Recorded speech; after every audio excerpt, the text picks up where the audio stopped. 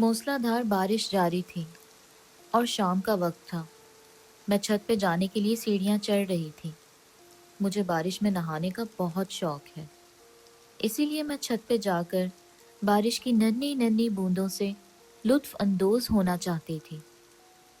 आखिरी सीढ़ी चढ़ते हुए मेरी नज़र सामने छत के आखिरी कोने पर पड़ी तो मैं हैरान रह गई। मासूम काले रंग का बिल्ली का बच्चा ठंड की वजह से कांप रहा था। मुझे जानवरों से बहुत डर लगता है। जानवरों में बिल्ली या कुत्ते हों तो और भी ज्यादा दूर भागती हूँ, मगर बिल्ली के इस बच्चे को देखकर न जाने क्यों जज्बा हमदर्दी जाग उठा।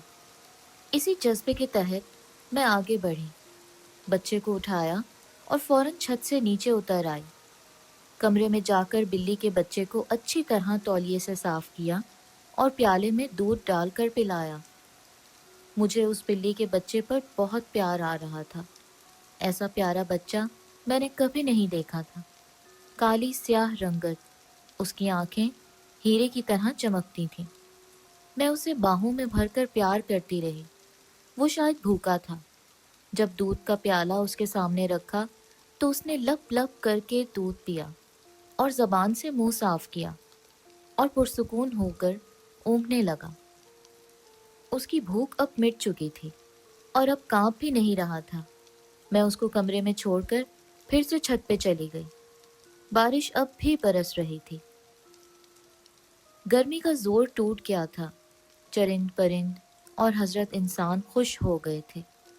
मैं छत पे खड़ी इर्द गिर्द के नज़ारे कर रही थी। बच्चे गली में बारिश के पानी में खेल रहे थे और सड़क पे गाड़ियां भाग रही थीं। हर चेहरा खुशी से जगमगा रहा था। ठंडी ठंडी हवाएं रूह को सुकून बख्श रही थीं। मैं शायद छत पे और ठहरती, मगर माँ जी की आवाज़ पे मुझे नीचे कमरे में जाना पड़ा।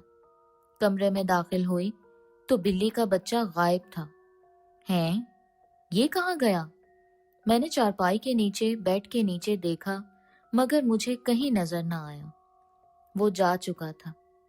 एहसान फरामोश, मैंने दिल ही दिल में कहा और खुद से बातें करती मैं घर के कामों में जुट गई। माहों साल गुजरते चले गए। मैं लड़कपन से जवानी में पहुंची तो माँ बाप ने मेरी शादी कर दी। अकमल हंसमुख और प्यार करने वाले शौहर साबित हुए। सास ससुर शादी के चंद साल बाद फौत हो गए। जिंदगी बड़ी खुशगवार गुजर रही थी। अल्लाह ताला ने मुझे 3 बेटियों और 2 बेटों से नवाज दिया। मेरी बड़ी बेटी रमशा 10वीं जमात में पढ़ रही थी। फरीहा 5वीं और नन्ही अलीशा सहन में दौड़ती थी। बेटे अली 7वीं और काशान 6ठी में पढ़ते थे। जून का महीना था। गर्मियों की छुट्टियां स्कूलों में हो चुकी थीं। रमशा मोहल्ले में ट्यूशन जाया करती थी। बोर्ड का इम्तिहान जो था, खूब तैयारी करनी थी। अली और काशान फरीहा नानू के घर चले गए थे। अकमल की दूसरे शहर पोस्टिंग हो गई थी और 15 दिन बाद घर का चक्कर लगाते थे। मेरा घर शहर के मुज़ाफ़ाती इलाके में था। यहाँ चंद खानदान आबाद थे। पुरसुकून माहौल, ना गाड़ियों का धुआं, ना शोर गुल। लेकिन एक दिन मेरी जिंदगी में हलचल मच गई। मैं कांप उठी। मेरे तन बदन में आग लग गई। ये उस दिन की बात है जब मेरी बेटी रमशा हाँपती कांपती, बिखरे बालों, खौफजदा चेहरे के साथ घर में दाखिल हुई। पाँव में जूते गायब, ना कंधे पर बैग। मेरी आंखों के आगे अंधेरा छाने लगा। माँ! रमशा ने घर में दाखिल होते ही पुकारा और जोरदार चीख मारकर बेहोश हो गई। ये मगरिब से कुछ देर पहले का वक्त था। मैंने रमशा को उठाया और बेड तक ले गई। उसका जिस्म तप रहा था। उसके मुंह पे ठंडे पानी के छींटे मारे। मुझे सब काम भूल गए। नन्ही अलीशा भी रो रही थी। मैंने अकमल को फोन किया कि वो जल्दी घर आ जाएं। उन्होंने आज ही घर आना था, मगर रात 11-12 बजे घर आते थे। वो अभी ऑफिस में ही थे। खैर, मेरी कॉल सुनते ही वो घर के लिए रवाना हुए। मैं हमसायों की मदद से रमशा को लेकर अस्पताल पहुंची और अकमल भी जल्दी आ गए। तकरीबन 3 घंटे के बाद रमशा को होश आया तो हम घर आ गए। अगली सुबह जब मैंने रमशा से पूछा, बेटी क्या हुआ था तुम्हें? अम्मी, और फिर जो उसने बताया तो हैरान होने के लिए काफी था। आज एहसान फरामोश अपना बदला चुका गया था। अब मुझे उसका एहसानमंद होना था। रमशा ट्यूशन सेंटर से घर आ रही थी तो रास्ते में इंसानी भेड़िए ताक लगाए बैठे थे। इंसानी रूप में शैतानों ने मेरी बेटी को नोचना चाहा। जाने वो आवारा कुत्ते कब से मेरी बेटी के पीछे पड़े थे और अपने नापाक इरादों से मेरी बेटी की इज्जत खाक में मिलाना चाहते थे। ट्यूशन सेंटर से घर तक आने में खेतों से गुजर कर आना पड़ता था। रमशा जब खेतों से गुजर रही थी तो उस वक्त उन दरिंदों ने उसे अपनी तरफ खींच लिया। ये दरिंदे अचानक रमशा के सामने आ गए और उससे बदतमीजी करने लगे।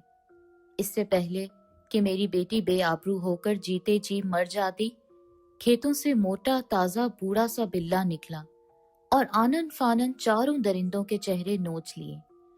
उनके चेहरों से खून फवारे की तरह फूट पड़ा और रमशा उनके चुंगल से आजाद होकर घर की तरफ भागी। जूते वहीं रह गए, बैग भी और दुपट्टा भी।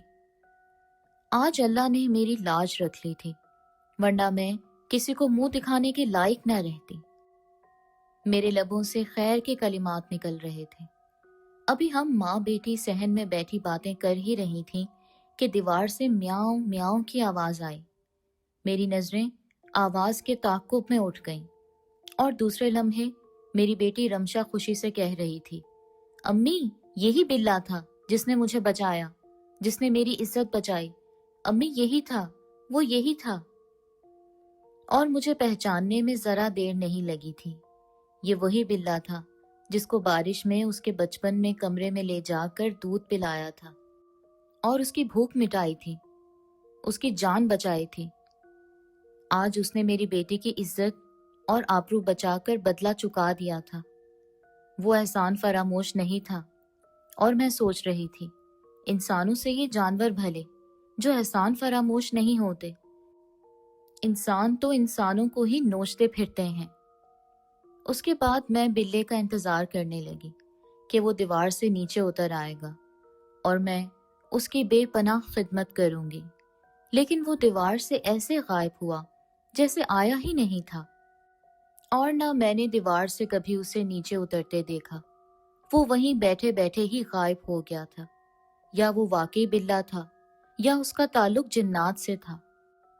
इस सवाल का जवाब भला कौन दे सकता था।